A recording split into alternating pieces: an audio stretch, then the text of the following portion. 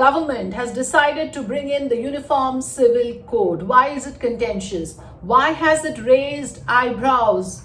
Because of certain provisions which intrude into your privacy and your personal choices. Hi, I'm Afrida Rahman Ali, joining you here on the Free Press Journal's YouTube channel. If you like the topics we cover, do comment and do tell us what are the topics that you want to hear more of and which are the ones that you have liked so far. Let's get started.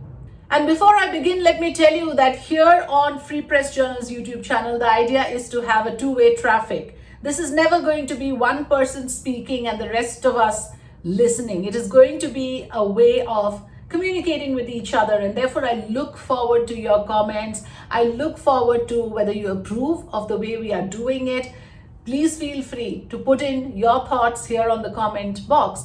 And today we will talk about the Uniform Civil Code from a slightly different perspective. Now remember, 65% of India is below 35 years old. What does that mean? That means that bulk of the population, a very large section of the population, are in that juncture where they might be choosing their life partners, where they might be thinking of getting into or not getting into a marriage. And here comes a Uniform Civil Code imposed in one state of India that tells you how you are to go about this process. It's literally that. If you read the fine print of the proposed bill, what you find is that the state government is going to approve of how you will undertake this process of testing waters when it comes to choosing a life partner. Are you allowed to live in with the person of your choice? Yes, but you will have to register. Are you allowed to exit this relationship if things don't work?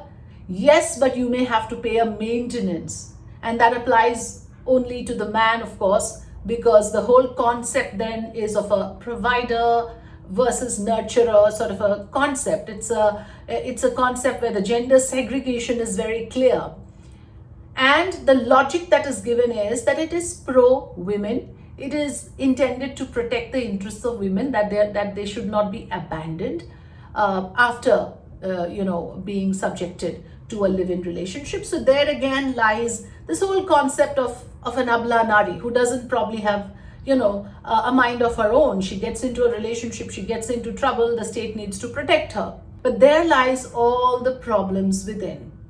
Firstly, let's be very clear, this is not pro-women.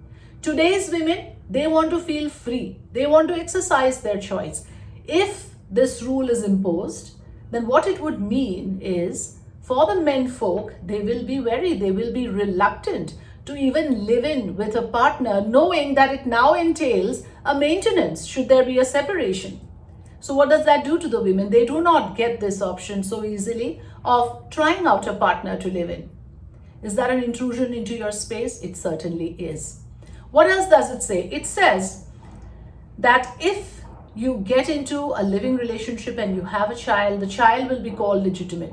Well, in my mind, all children are legitimate. Illegitimacy cannot be applied to an innocent child. All children are legitimate, so no favor is done to me. If my child born out of a live-in relationship is called legitimate.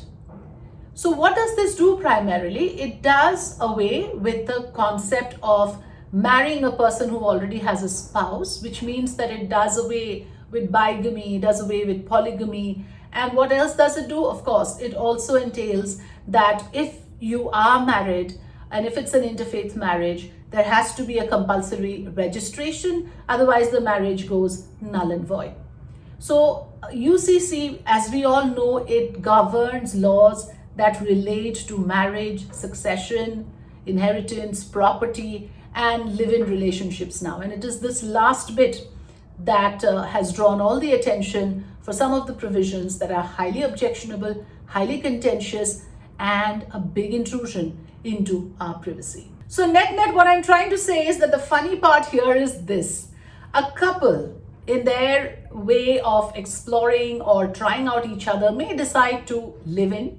And why would they do that? Because we know that dating and living under the same roof are two very different things. When you are dating, you meet each other on and off. You don't know each other's lifestyle habits. You don't know what it would be like to adjust to each other's schedules. All of that gets tested only when you live in.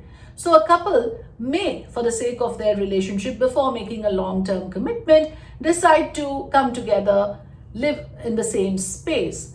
This is supposed to be without the shackles of marriage. Now what UCC has done is it has imposed literally everything that marriage entails. You will have to compulsorily register. You will have to then also sign up for a maintenance should there be a separation. So you've made it a quasi-marriage. Why will young people go in there? You have stripped them of the choice to try out each other in a relationship where cohabiting is always a very different ball game. And if two people want to try out what cohabiting is like with the partner of their choice, this bill strips them of that choice. How is that fair? Tell me what you think. I'm looking forward to hearing all your comments, and let's be very clear that this is an intrusion into our freedom of choice as well. Who we choose as a life partner, how we decide to go about it, how we decide to play the rules of the game in a very personal, intimate, romantic relationship, the state has no business to interfere.